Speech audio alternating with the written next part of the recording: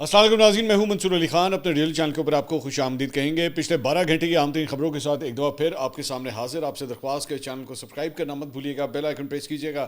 اگر آپ کو ویڈیو پسند آئے اسے لائک اور شیئر ضرور کیجیے گا۔ 29 لاکھ سبسکرائبرز کا ٹارگٹ جناب اچیو ہو گیا۔ اب اگلا بڑا پڑاؤ ہے، بڑا مائل سٹون ہے، اور وہ ہے 30 لاکھ سبسکرائبرز کا۔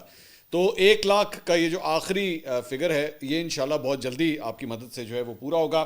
اچھا جی، ویلاگ میں آگے چل کے جناب پتنگ بازوں کے لیے، گڈے بازوں کے لیے، لاہوریوں کے لیے جو ہے وہ ایک خوشخبری ہے۔ ویسے اس کو مجھے اب لاہوری نہیں کہنا چاہیے، کیونکہ میری اطلاعات کے مطابق تو پورے پاکستان سے لوگ آ رہے ہیں، بلکہ پاکستان سے باہر سے بھی لوگ آ رہے ہیں۔ میں آپ کو بالکل بتا رہا ہوں، اور بھائیوں مجھے بار بار جو ہے وہ رابطہ کیا جا رہا ہے مطلب کہ جی گڈیاں پتنگوں کا ارینجمنٹ کر دیں۔ اور پائن میں پتنگ باز ضرور ہوں، پتنگیں بنانے والا تو نہیں ہوں، لیکن پھر بھی میں کوشش کر رہا ہوں دوستوں وغیرہ کے لیے جو ارینج کیا جا سکتا ہے وہ میں کر رہا ہوں۔ تو خیر، آپ کے لیے خوشخبری ہے، ابھی تھوڑی دیر میں ویلاگ میں آگے چل کے جو ہے وہ میں آپ سے شیئر کروں گا۔ لیکن سب سے پہلے world cup T20 world cup جو بھارت کے اندر ہونے جا رہا ہے، اور وہاں پہ عجیب مصیبت پڑی ہوئی ہے۔ وہاں پہ کیا ڈیولپمنٹ ہوئی ہے، ایک بڑی ڈیولپمنٹ ہوئی ہے وہاں پہ، اس کے بارے میں سب سے پہلے آپ کو بتانا چاہوں گا۔ فی الحال تو اس وقت جو صورتحال ہے وہ یہ ہے کہ جناب 3 دن ہو چکے ہیں جب سے پاکستان نے یہ اعلان کیا، پاکستانی حکومت نے اعلان کیا کہ جناب پاکستانی ٹیم جو ہے ورلڈ کپ میں جا تو سکتی ہے، لیکن بھارت کے خلاف میچ جو ہے وہ نہیں کھیلے گی۔ اور 15 فروری کو ہونے والا جو میچ ہے وہ نہیں کھیلے گی۔ اس کے بعد سے اب تک 3 دن کے اندر ٹوٹل پن ڈراپ سائلنس۔ اچھا، یہ جو سائلنس ہوتا ہے نا، وہ ہمارے ایک سابقہ D G I S P R تھے، مجھے آج بھی یاد ہے، غفور صاحب، آصف غفور صاحب، انہوں نے ایک دفعہ ایک جملہ کہا تھا کہ خاموشی بھی ایک زبان ہوتی ہے۔ تو یہ جو خاموشی ہے نا، اس نے بڑا تنگ کیا ہوا ہے اس وقت بھارت کو بھی اور آئی سی سی کو بھی، بلکہ آپ ایک ہی سمجھے نا، اس وقت آئی سی سی انٹرنیشنل کرکٹ کونسل تو نہیں ہے، انڈین کرکٹ کونسل بن چکی ہوئی ہے۔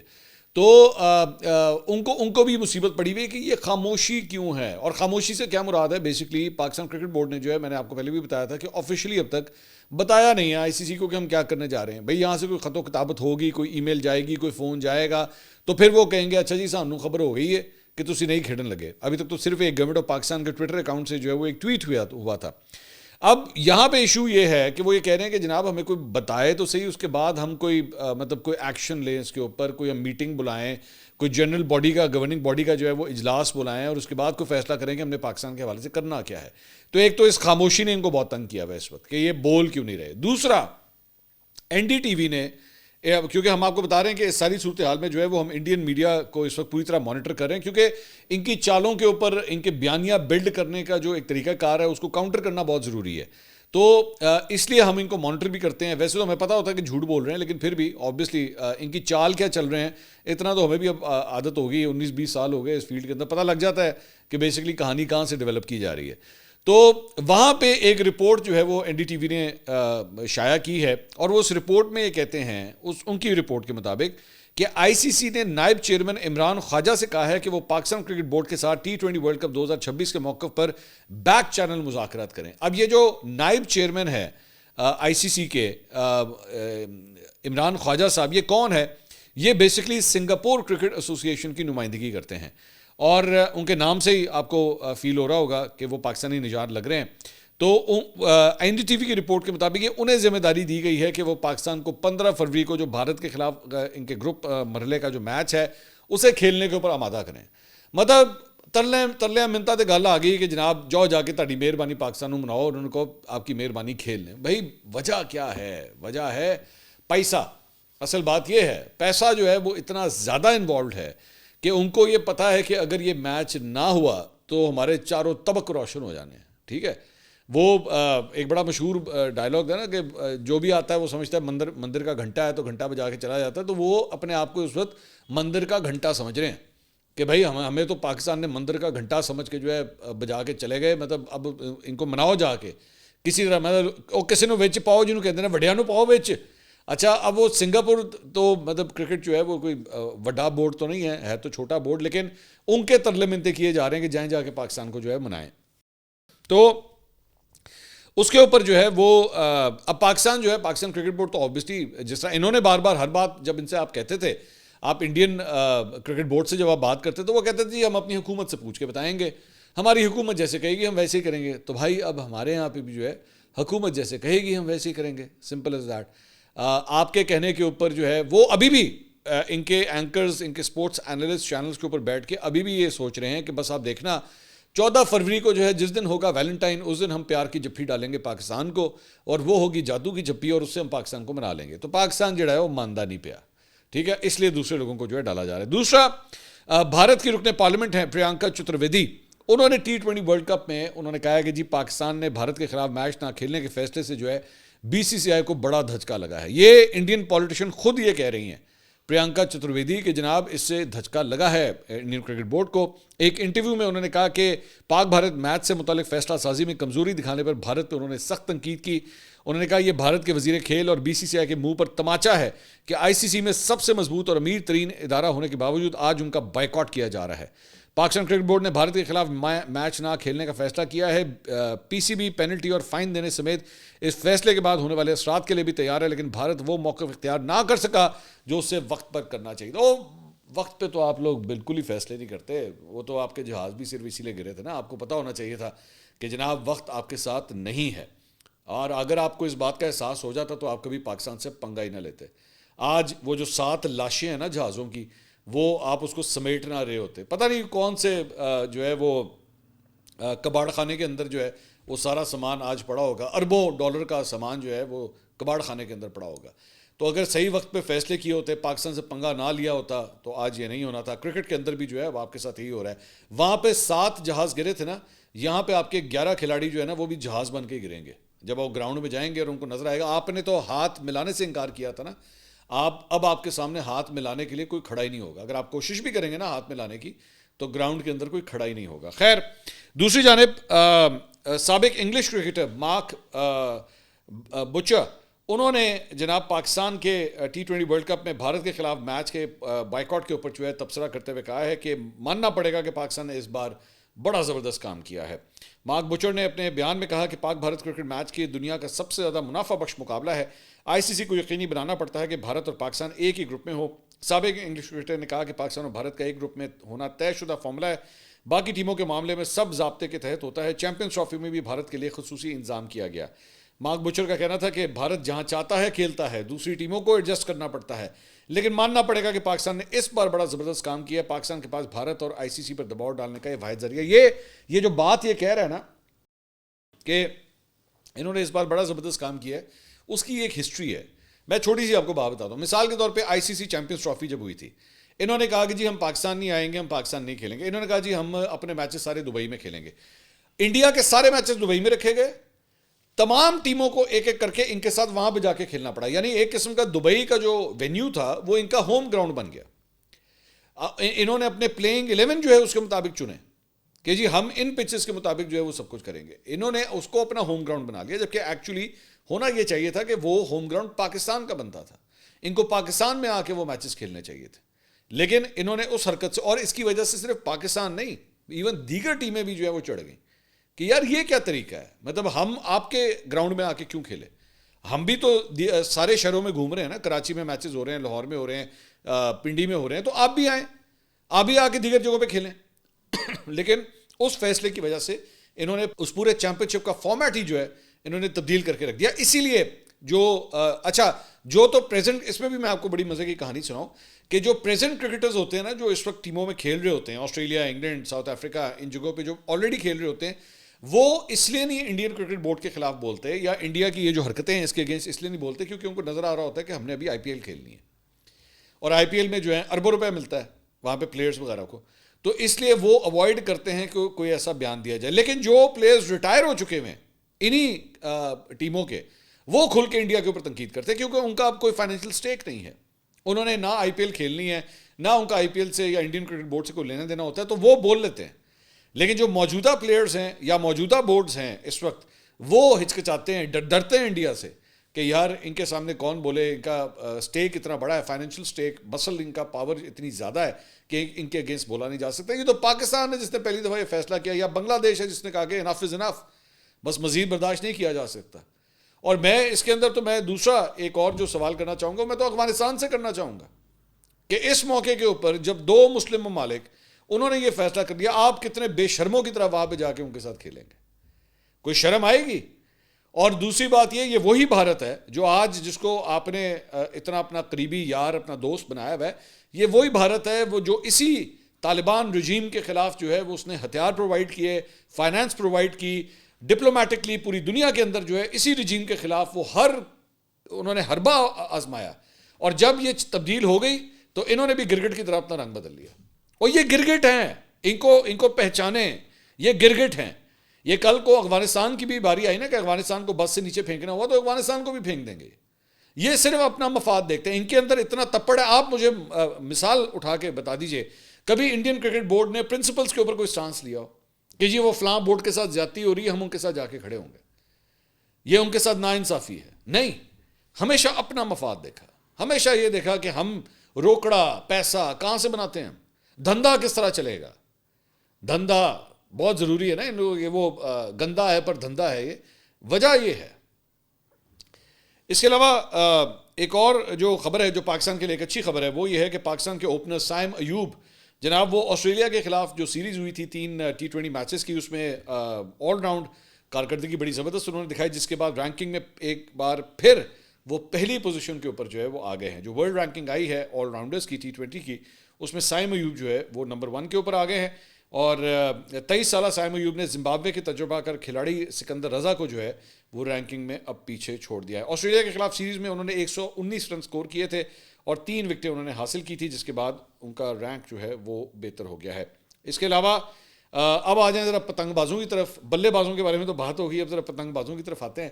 اور پتنگ بازوں کے حوالے سے جناب خبر یہ ہے کہ 3 دن کے اندر جو اب تک گڈے پتنگوں اور پنوں کی جو سیل ہو گئی ہے وہ جناب 54 کروڑ روپے کی سیل جو ہے وہ آلریڈی ہو چکی ہے. اور کائٹ ایسوسی ایشن کے مطابق منگل کو مارکیٹس میں 5 لاکھ سے زیادہ پتنگیں جو ہیں فروخت ہوں گے. میں صرف یہ سوچ رہا ہوں کہ بھائی یہ جب اڑنا شروع کریں گی, یہ تو ابھی خریدی جا رہی ہے نا, ہر بندہ خرید رہا ہے. اور میں ابھی بھی آپ کو بتا رہا ہوں, میں بالکل لاہوریے نا تپے ہوئے ہیں اس بات کے اوپر, وہ تپے میں اس بات کے اوپر کہ ایک تو بسنت اتنے سالوں کے بعد آ رہی ہے, اس کا جوش و خروش اتنا زیادہ ہے, دوسری ان کو تپ اس بات کی چڑھی ہوئی ہے کہ سانو ٹائم ہی نہیں ملیا.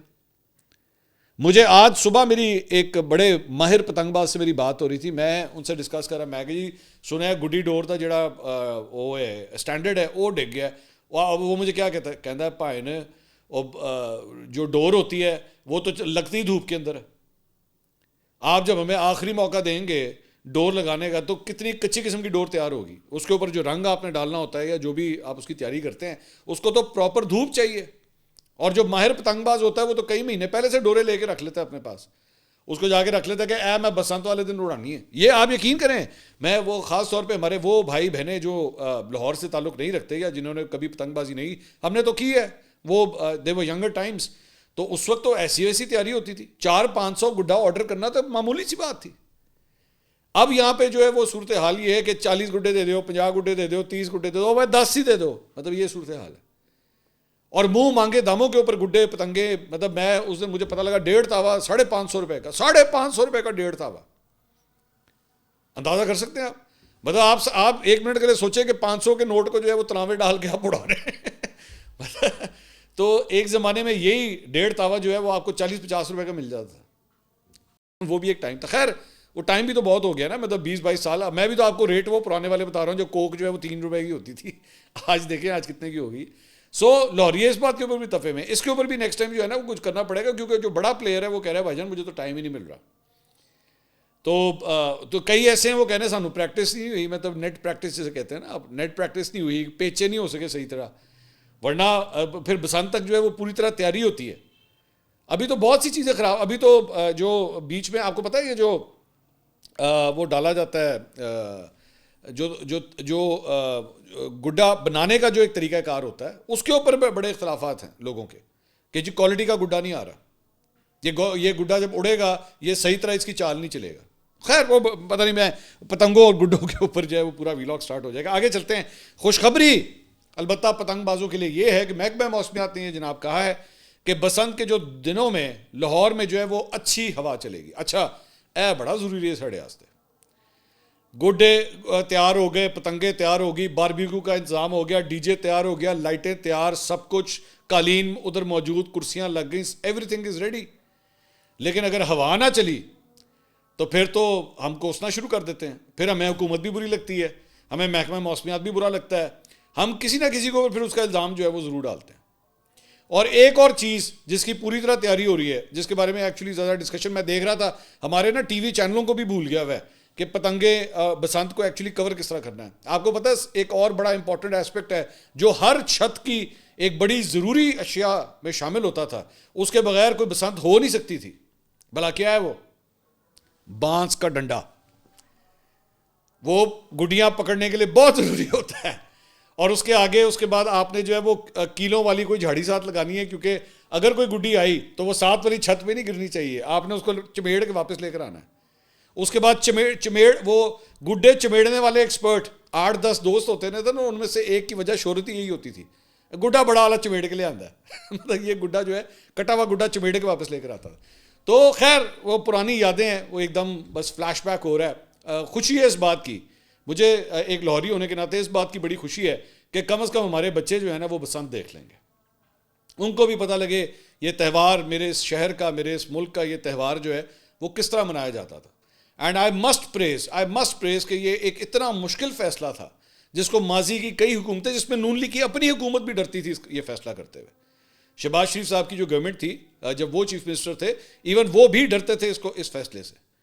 لیکن مریم نواز کی اس حکومت نے کم از کم, میں مختلف کلپس دیکھ رہا تھا مختلف چینلوں کے اوپر, اتنے لاہوری خوش ہیں, وہ ایسے ایسے نعرے مار رہے ہیں کہ جس کی انتہائی کوئی نہیں. سو بیسٹ آف لک, دیکھتے ہیں اس دن کیا ہوتا ہے. اس کے علاوہ جناب سلمان اکرم راجہ صاحب, ذرا کچھ سیاست کی طرف بھی آ جائیں, کافی پتنگ بازی ہو گئی. سلمان اکرم راجہ صاحب نے جناب ٹویٹ کیا, انہوں نے کہا کل جو مصدقہ اطلاعات بشرا بی بی کی صاحبزادی کے ذریعے ہم تک پہنچی ہیں, اس کے مطابق خان صاحب کی آنکھ میں تکلیف 2 ہفتوں سے تھی, پر ڈاکٹری معائنہ نہ کرایا گیا. جب تاخیر سے معائنہ ہوا تو ڈاکٹروں نے ہسپتال لے جانے پر اصرار کیا. اب خان صاحب کی تکلیف بہتر ہے, لیکن معاملہ تشویشناک ہے. صحیح علاج نہ ہونے کی صورت میں آنکھ بگڑ سکتی ہے. خان صاحب کے ذاتی مولوی ڈاکٹر عاصم یوسف کے مطابق پمس ہسپتال میں کوئی ڈاکٹر ریٹنا کی تکلیف کے حوالے سے مطلوبہ مہارت نہیں رکھتا. خان صاحب کا medical record chief justice Pakistan کو یقین دہانی کے باوجود اب تک خاندانوں کو نہیں دیا گیا. آنکھ کی تکلیف کا باعث کوئی اور معاملہ ہو سکتا ہے. ذاتی معالجین کو بھی خان صاحب کا طبی معائنہ کرنے کی اجازت نہیں دی جا رہی. یہ انسانیت سوز سلوک ہے. اب یہاں پہ ایک اور بھی مطلب ایک پولیٹیکل اینگل بھی ہے ساری چیز کا, وہ یہ ہے کہ سلمان اکرم راجہ صاحب کو جو ہے وہ باقی ساری پیغامات اور سب کچھ تو ملا, 8 فروری کے حوالے سے کوئی پیغام کیوں نہیں ملا؟ مطلب بشرا بی بی کے ذریعے جو ہے وہ باقی چیزیں تو کنوے ہو گئیں, لیکن 8 فروری کا جو احتجاج ہے, خان صاحب نے اس حوالے سے کوئی پیغام کیوں نہیں بھجوایا؟ یا اگر بھجوایا تو اسے اب تک اناؤنس کیوں نہیں کیا گیا؟ ہو سکتا ہے بھجوایا گیا ہو, مجھے نہیں پتا, لیکن یہ بھی تو آخر ورنہ عام طور پہ کسی نہ کسی میسنجر کے تھرو کوئی ٹویٹ آ جاتی تھی. اس مرتبہ کیوں نہیں آ رہی؟ اور یہ تو ہو نہیں سکتا کہ بشرا بی بی کی ملاقات ہوئی ہے. بشرا بی بی کی ملاقات ہوئی ہے خان صاحب سے, یہ تو کنفرم ہے, لیکن جب ہوئی ہے تو ان کے ذریعے کوئی گفتگو کیوں نہیں ہوئی؟ بشرا بی بی نے آخر اس کے اوپر کوئی بات کیوں نہیں کی؟ یہ بھی ایک بہت بڑا سوال ہے. اس کے علاوہ جیو نے یہ رپورٹ کیا ہے, جیو کے علاوہ اور بھی 1-2 چینلز نے رپورٹ کیا ہے کہ پاکستان تحریک انصاف خیبر پختونخوا کی پارلیمانی کمیٹی کا اجلاس جو ہے اس کی اندرونی کہانی سامنے آئی ہے, اور اس میں اسلام آباد میں 2 فروری کو خیبر پختونخوا ہاؤس میں جو پارلیمانی اجلاس ہوا تھا, اس میں رکن قومی اسمبلی شاہد خٹک کے حوالے سے یہ رپورٹ کیا جا رہا ہے کہ انہوں نے 8 فروری کے لاک ڈاؤن اور سڑکوں کی بندش کی مخالفت کی ہے کہ ہمیں سڑکیں وغیرہ بند نہیں کرنی چاہیے, لاک ڈاؤن ہمیں نہیں کرنا چاہیے. جبکہ ابھی کل ہی علیمہ خان صاحبہ نے میڈیا سے گفتگو کرتے ہوئے کہا تھا کہ جی آپ کو خیبر پختونخوا بند کرنا پڑے گا, جبکہ شاہد خٹک صاحب اس کے خلاف ہیں. اب ان کی اس کے علاوہ صرف وہ نہیں ہے, بلکہ اس کے علاوہ رکن قومی اسمبلی عاطف خان بھی جو ہیں وہ اس کے خلاف ہیں, اور دونوں کی جو وجوہات ہیں یہ بات کہنے کی, اس کی وجہ یہ ہے کہ وہ یہ کہہ رہے ہیں کہ ہم خیبر پختونخوا حکومت ہیں, حکومت ہی بیٹھ کے سڑکیں بند کر دے, ایک صوبائی حکومت ہی بند کر دے سب کچھ. مطلب ہمارا کام تو ایکچولی فیسیلیٹیٹ کرنا ہونا چاہیے, سڑکیں تو اپوزیشن بند کرتی ہے, تو ہم خیبر پختونخوا کے لوگوں کو ہی مصیبت میں ڈال دیں. وہ کہ جناب حکومت نے سارا کچھ خود ہی بیٹھ کے سب کچھ بند کر دیا. چلیں آپ دیگر صوبوں میں تو یہ سوچ سکتے ہیں, اگر آپ کرنا بھی چاہیں, کراچی ہو گیا, لاہور ہو گیا, پنجاب کے دیگر شہر ہو گئے, وہ تو چلیں سوچا بھی جا سکتا ہے, لیکن ایک صوبائی حکومت خود کیوں سڑکیں بند کر دے؟ تو اس لیے انہوں نے یہ مخالفت کی ہے. لیکن بہنیں جو ہیں وہ انسسٹ کر رہی ہیں, 2 بہنیں اب تک یہ بات کہہ چکی ہیں, جی خیبر پختونخوا کو بند کریں, 8 فروری کو خیبر پختونخوا کو جو ہے وہ بند کریں. اس کے علاوہ سوشل میڈیا کے اوپر جیو نیوز کے حوالے سے سہیل آفریدی صاحب کا ایک تقریب سے خطاب کا کلپ جو ہے وہ وائرل ہو رہا ہے, جس میں وہ گفتگو کرتے ہوئے اچانک حاضرین کے نعروں کا جواب دیتے ہوئے کہتے ہیں کہ عمران خان بھی آئے گا. اب جیسے ہی وہ یہ کہتے ہیں کہ عمران خان بھی آئے گا تو ساتھ ہی ان کی آڈیو جو ہے وہ بند ہو جاتی ہے, اور جو نیوز اینکرز ہیں وہ اس کے اوپر کامنٹری شروع کر دیتے ہیں. اب اس کے اوپر سوشل میڈیا صارفین جو ہے وہ یہ بات کہہ رہے ہیں کہ ایکچولی یہ سب کچھ اس لیے ہوا کیونکہ انہوں نے عمران خان کا نام لیا. لیکن میرے لیے یہ ایک حیرانگی کی بات ہے. وہ اس لیے حیرانگی کی بات ہے کیونکہ عمران خان کا نام تو اب لیا جا رہا ہے ہر جگہ پہ, مطلب پروگرامز کے اندر بھی لیا جاتا ہے, قومی اسمبلی کی تقریر ہوتی ہے اس میں بھی لیا جاتا ہے. وہ تو حکومتی سائڈ ہے جو اکثر یہ لفظ استعمال کرتی ہے جی بانی چیئرمین پی ٹی آئی, مطلب عمران خان صاحب کے لیے. تو ویسے تو نام لیا جا رہا ہے. I did not find a reason to actually مطلب the need to actually low down the volume, اس آڈیو کو بند کرنے کی جو ہے وہ مجھے سمجھ نہیں آئی. اب تک کے لیے اتنا ہی. انشاءاللہ اگلی ویڈیو میں آپ سے دوبارہ ملاقات ہوگی. اللہ حافظ.